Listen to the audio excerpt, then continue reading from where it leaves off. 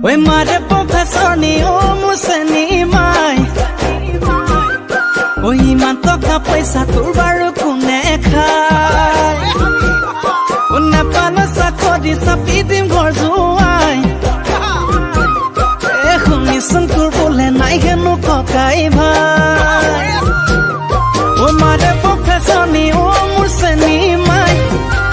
ইমান টকা পয়সা তোৰ বাৰু কোনে খায় ও নেপালৰ চাকৰি চাপি